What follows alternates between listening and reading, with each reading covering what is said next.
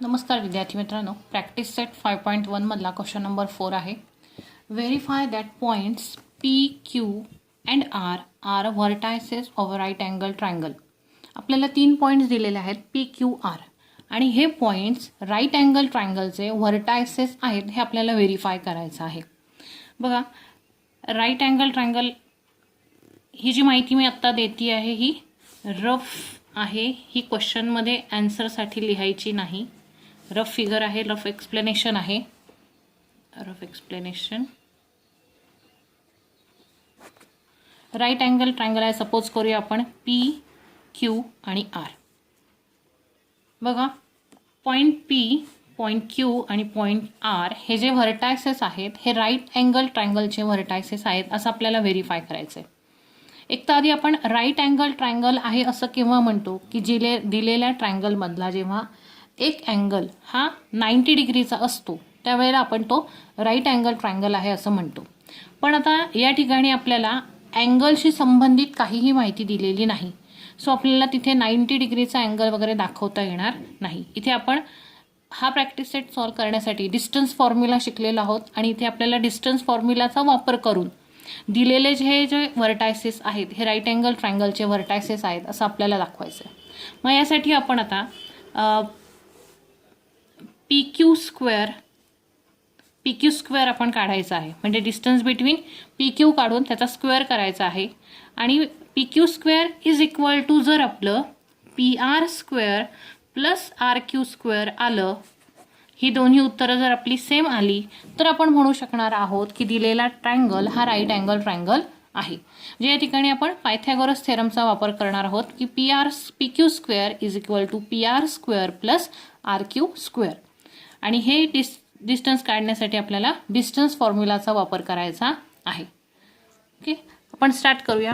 हे explanation rough आहे, हे लिहिण्याची आवश्यकता नाही.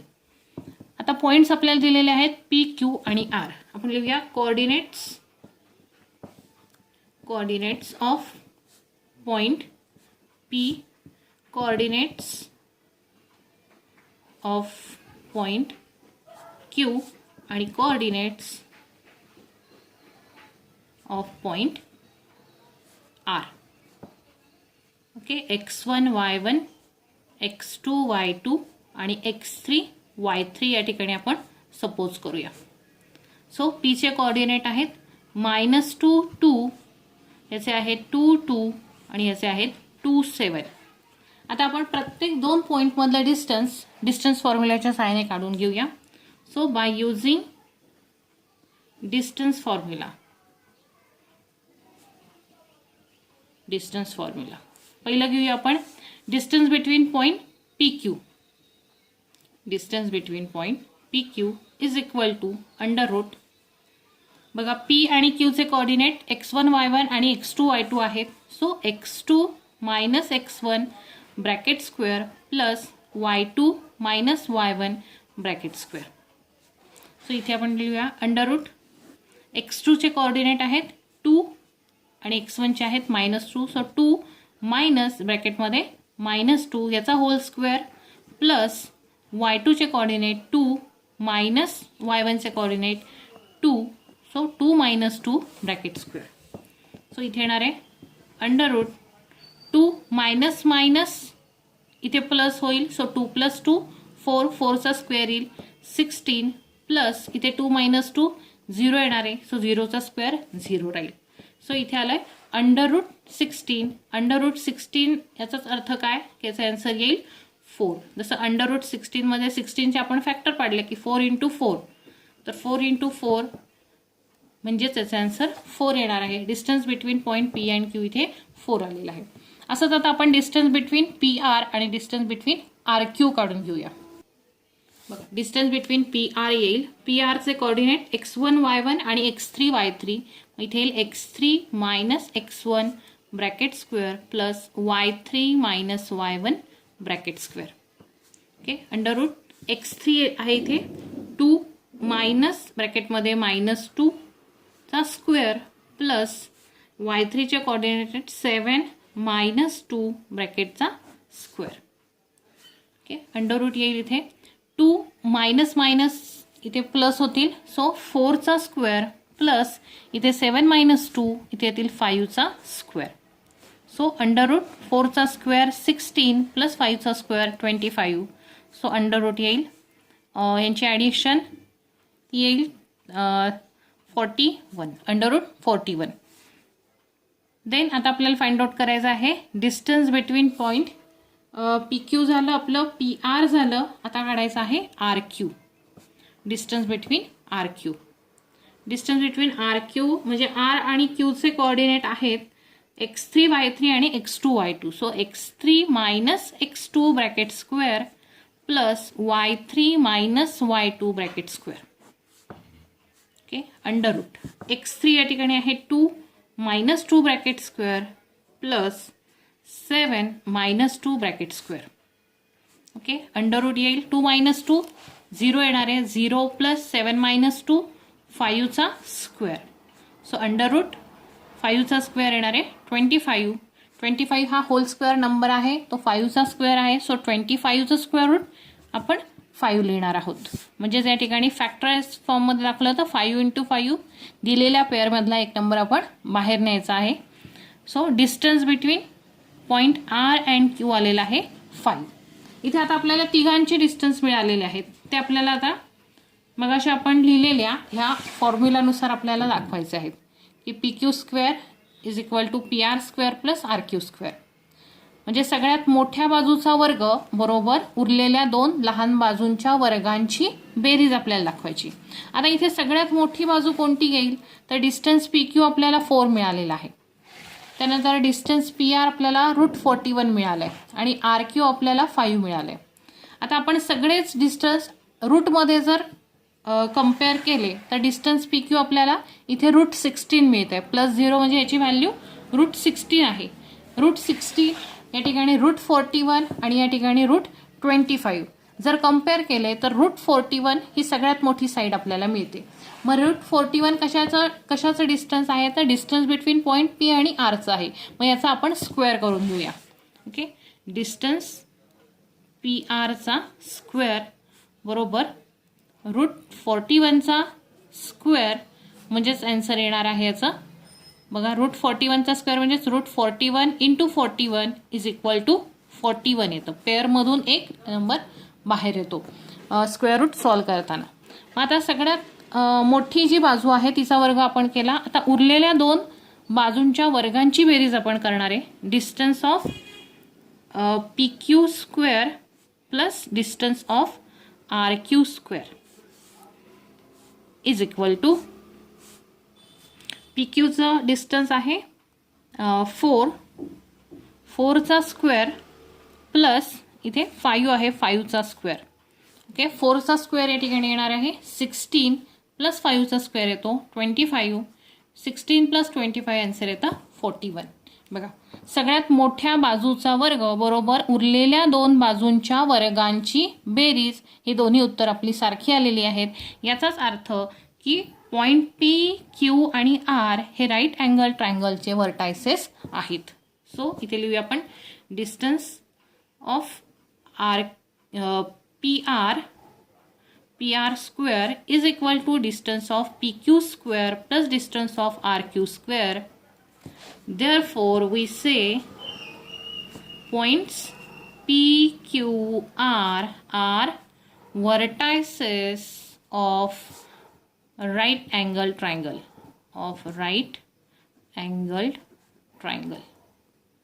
ओके या प्रकारे हा प्रश्न तुम्हाला सोडवता येईल.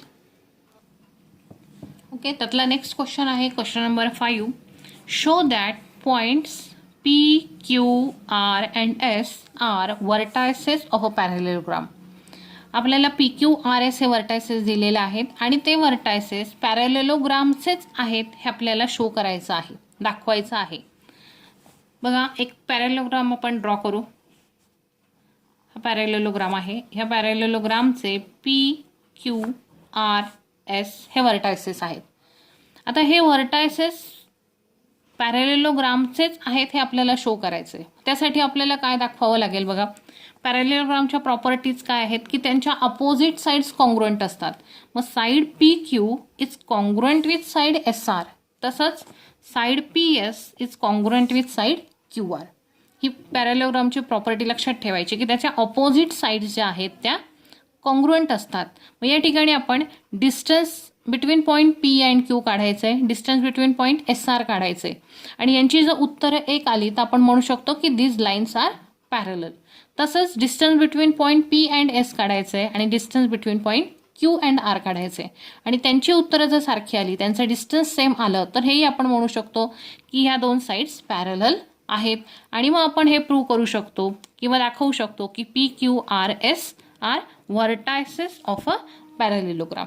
ओके, आता या पद्धतीने ही फिगर काढण्याची गरज नाही, फक्त तुम्हाला एक्सप्लेन करण्यासाठी मी काढलेली आहे. या ठिकाणी फक्त तुम्हाला पॅरलेलोग्रामच्या प्रॉपर्टीज माहीत असणं आवश्यक आहे.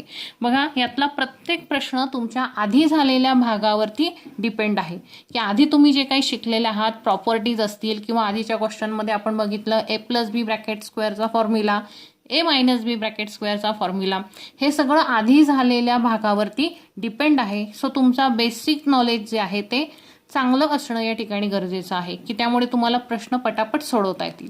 आता इथे तुम्हाला पॅरलेलोग्रामच्या प्रॉपर्टीज जर माहिती असतील तुम्हाला हे प्रूव्ह करणं सोपं जाईल.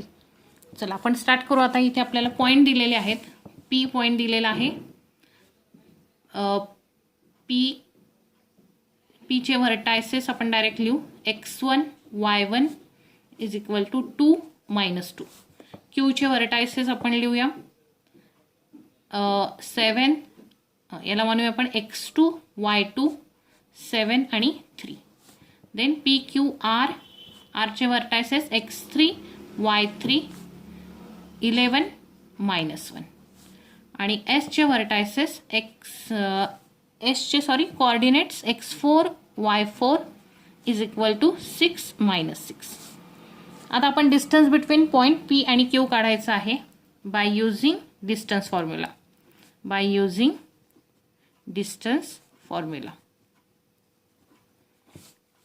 Okay, distance between point PQ is equal to under root P आणि Q चे कोऑर्डिनेट बघा x2 - x1 bracket square plus y2 - y1 bracket square.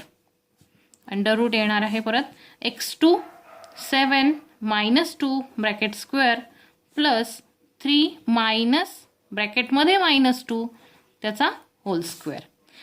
Coordinate व्यवस्थित बघून लिहायचे आहेत, चिन्हांमध्ये चुका करायच्या नाहीत. 7 - 2 5चा स्क्वेअर प्लस 3 - 2 सेम साईन असतील तर ॲडिशन 3 + 2 5चा स्क्वेअर. सो इथे येणार आहे 25 + 25 सो अंडर रूट 50. याचा आन्सर येतं अंडर रूट 50. आता हे आपण सॉल्व्ह केलं तर आपल्याला मिळेल अंडर रूट 25 × 2.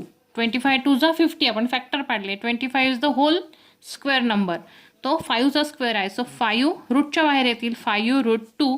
या प्रकारे आपण याचा आन्सर लिहू शकतो. आता डिस्टन्स बिटवीन आपण PQ काढलं ते आलेलं आहे 5 √ 2. आता पुढच्या पॉईंटमधलं काढूया आपण डिस्टन्स बिटवीन QRचं काढूया. बघा डिस्टन्स बिटवीन पॉईंट QRचं डिस्टन्स येईल इथे अंडर रूट QRचे कोऑर्डिनेट बघा x2 y2 x3 y3. ते घेऊया x3 - x2 bracket square plus y3 - y2 bracket square. So under root x3 म्हणजेच 11 - 7 bracket square plus -1 -3 bracket square. So under root 11 - 7 येतील 4चा square plus -1 -3 -4चा square.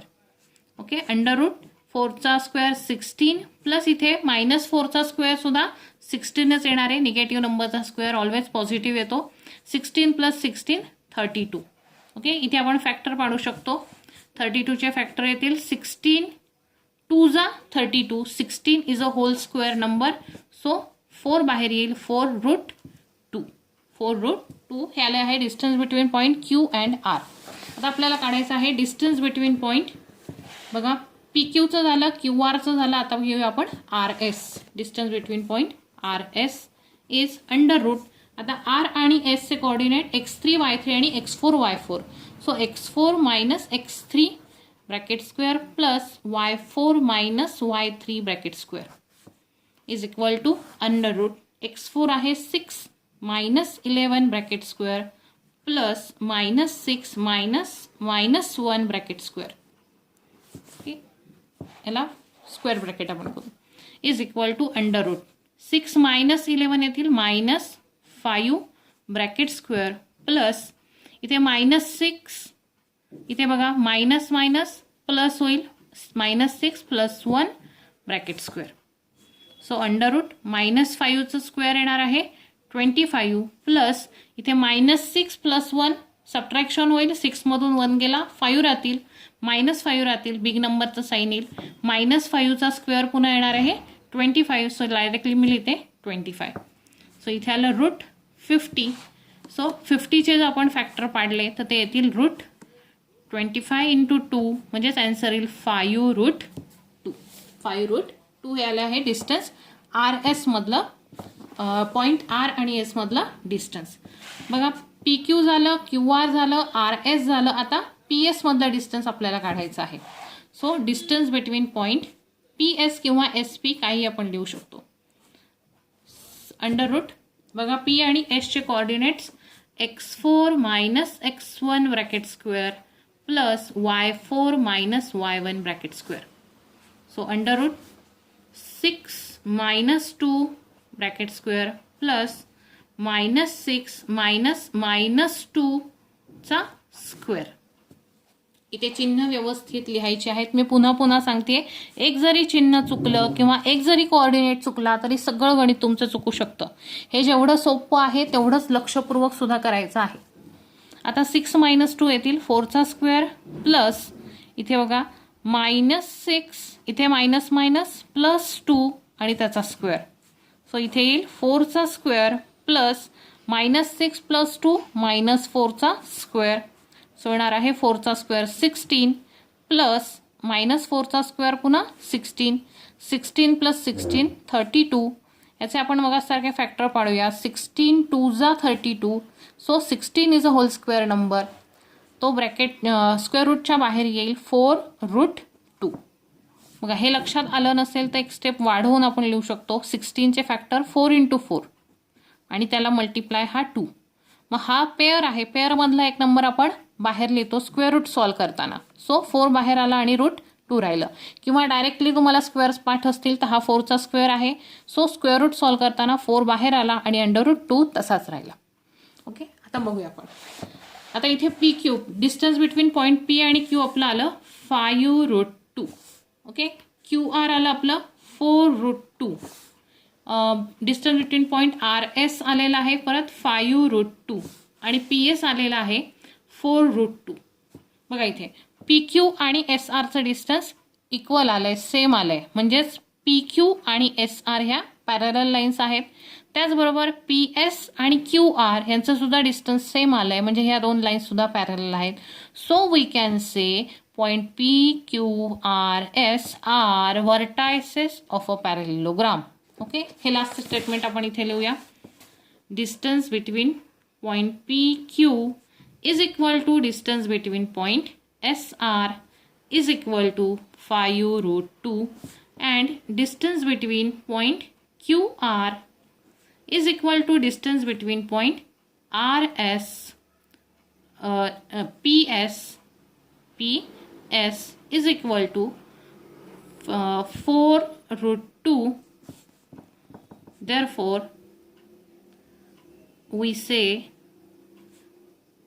points P, Q, R, S are vertices of a parallelogram. Vertices of a parallelogram. हे या ठिकाणी आपलं prove झालेलं आहे. ओके, हे दोन्ही प्रश्न पूर्ण करायचे आहेत. काही अडचण असेल तर कमेंट बॉक्समध्ये कळवा.